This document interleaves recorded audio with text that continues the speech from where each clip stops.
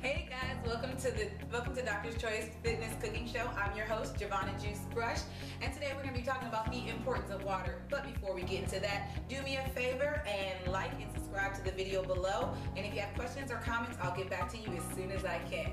Alright, now back to the importance of water. I hear people say all the time that they hate water.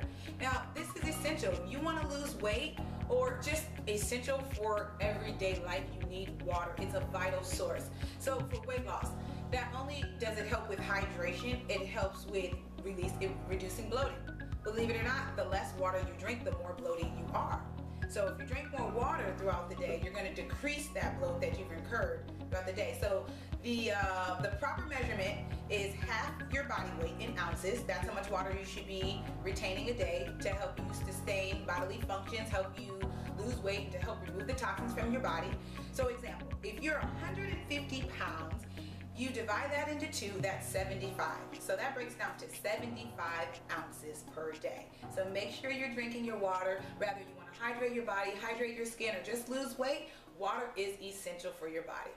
Alright guys, and today's featured meal is shrimp and snap pea quinoa pasta with feta cheese and a lemon zest on the side. The best part about this meal is a high protein, healthy grain meal that you can eat and not feel guilty about. Alright guys, so first thing, we make sure we have all of our ingredients. We have a pound of fresh shrimp. Alright, and we got about a pound of snap peas as well. And this serves a serving of 4. Typically a pound of shrimp ranges anywhere from $5.99 to $8.99.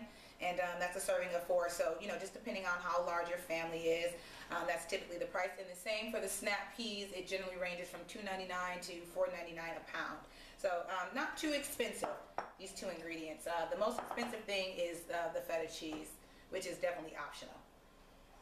Okay, so first step, what we're going to do, we have most of our shrimp unpeeled, but I just wanted to show you a really easy way to unpeel your shrimp. I like to open it up like a little butterfly and squeeze down and take the tail in, squeeze tight, and let it slowly come out of the shell. And that way you don't lose any meat in the process. So we're just going to finish these up. Squeeze from the top, come all the way down. And just throw it all into the bowl. Alrighty. Cool. So shrimp is done. Next, make sure that you rinse off your shrimp. I've already rinsed my shrimp, so we're good to go there. So next I'm going to add the seasoning, and I just kind of throw it all in there. So what we have, we've got some pink salt. We have what is this? Mrs. Dash lemon and herb. We also have a little bit of garlic powder and a slight bit of onion powder. Here we go. Just dash this in here a little bit.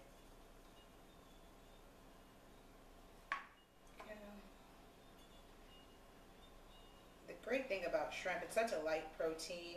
You know, you feel really full, and it doesn't take a lot of seasoning to really taste the richness that comes out of the shrimp.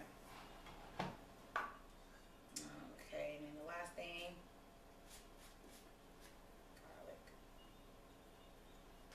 Alright, now it's important to make sure your hands are nice and clean. So you can go ahead and just dig in here and mix all the seasoning up together. Smells good. Alright, so this is how we start off our dish. We add a little olive oil into the skillet. I like to put just enough olive oil to coat around the entire pan. You don't need a lot.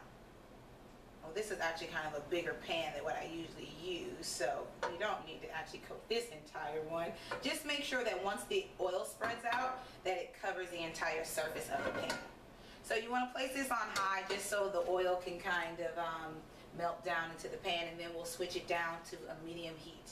So I use extra virgin olive oil. It's a healthier fat as opposed to a margarine, but also I like the taste of butter on my shrimp. It's really delicious. The only problem is if you try to use butter as your oil base, you run out of it very quickly because it burns at the bottom of the pan. So I just like to coat the pan with oil, and then at the very end add a little butter for the flavor to bring it all out. So that's why I have the butter here on the side. So now it's been a couple of moments and the oil has finally melted down into the pan.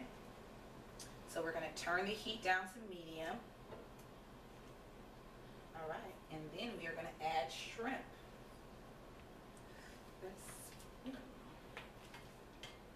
All right, be careful for the sizzle. Like to kind of dump them in there all together so the oil doesn't pop up too high. And it seems like the shrimp is cooking a little too fast. You want to bring the dial down to medium-low because you don't want to overcook the shrimp, especially before you put the snap peas in. And also throw in some garlic. About a tablespoon of garlic will do just fine.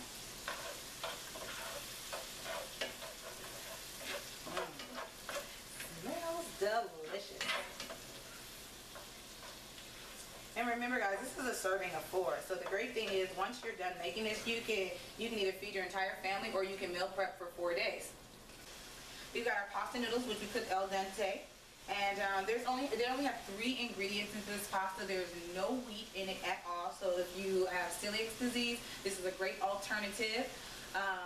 You know, better to the white pasta, which doesn't have nutrients in it. It doesn't have many nutrients as this. And this only has 3 ingredients as well. It's arrowroot, rice, and quinoa. All right. So the less ingredients, the better it is for you. Okay. So we've cooked the shrimp for about 3 minutes on each side. Once the shrimp becomes pink opaquish color, then you want to add the sugar snap peas. Okay. The reason I like to add these at the end is because I don't want to overcook my vegetables. Because if you overcook your vegetables in the skillet, then you cook out the nutrients and it really defeats the purpose. So you just kind of want to get like a nice little sear on the vegetables with the shrimp flavoring, and then you're done. Alright guys, so our meal is complete here. We had this on the stove approximately 15 minutes. Okay, so next we're going to just take this entire skillet and we're going to transport it to our mixing bowl with our noodles. Our noodles are already in here. And just throw it all in. Oh man. This is Chinese food without MSG. It's the best way to do it. You just cook all your meals at home. And so when you do go out to eat, you know, you can splurge a little bit because you've been so health conscious throughout the week. So I like to mix it all in. Make sure the noodles get all the flavoring in it.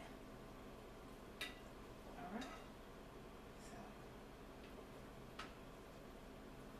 So. And then last but not least, we add feta cheese.